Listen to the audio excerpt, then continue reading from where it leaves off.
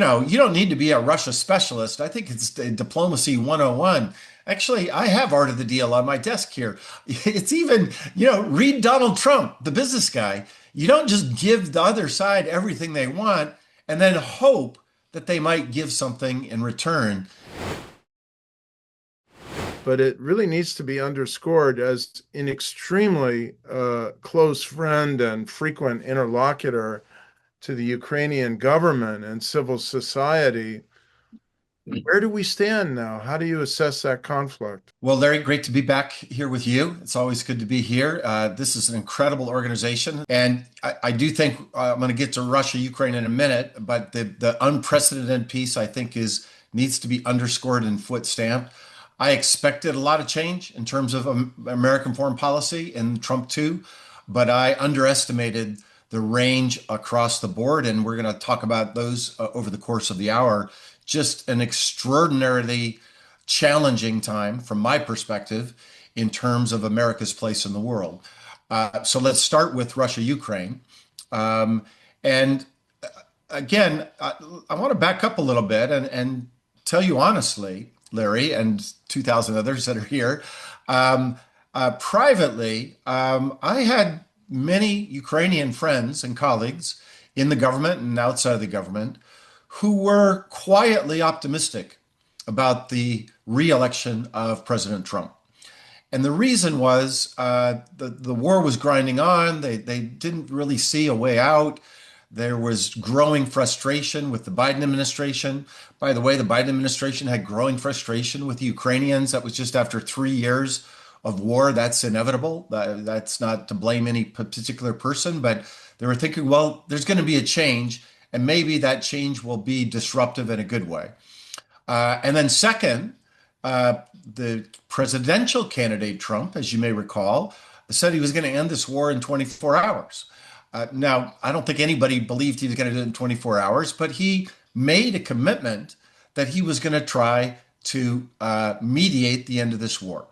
And I want to start by giving President Trump and his team credit for engaging to try to end this war and at least get a ceasefire that might then create the permissive conditions for a longer term negotiation. And they've been engaged. That's something good. The bad part is that their strategy, from my point of view, as somebody who has negotiated, as Zev said, with Vladimir Putin and his government, who knows the Russians, who knows the Ukrainians, I just don't understand their strategy to achieve their objectives.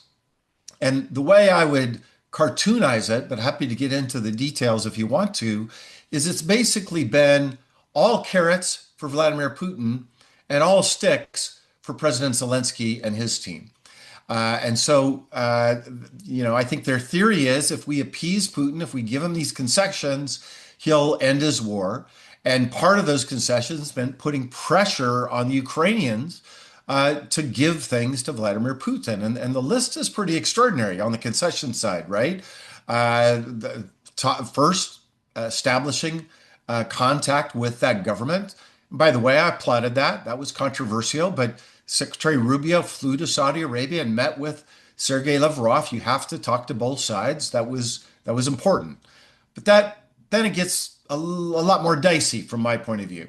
They then said Ukraine will never join NATO and intimated that that's going to be a concession to Putin.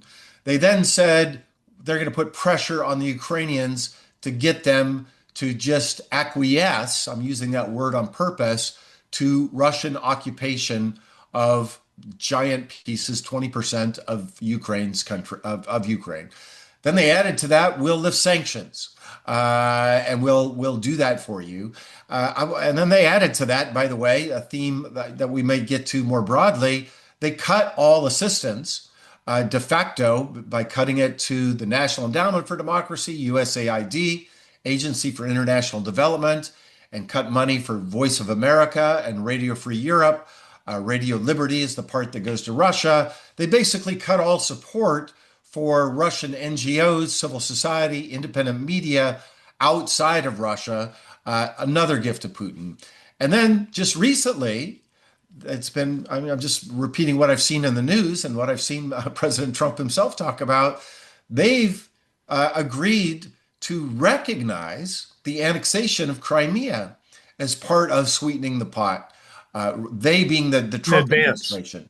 Yes, Yeah, starting up. right. In advance. And that, thank you for adding that, Larry. A good point. All of this has been done not in a negotiation process, but all front loading before you even get to the negotiations. And, you don't need to be a Russia specialist. I think it's diplomacy 101. Actually, I have Art of the Deal on my desk here. It's even, read Donald Trump, the business guy. You don't just give the other side everything they want and then hope that they might give something in return. And so I'm a little perplexed by the strategy. Most certainly, I know the Ukrainians are. And the last, just in the last several hours, the last thing that they're asking the Ukrainians to do is to go along with their plan to recognize Crimea as part of Russia. And so I just don't think that's an effective way to get a ceasefire, let alone a long-term negotiating strategy.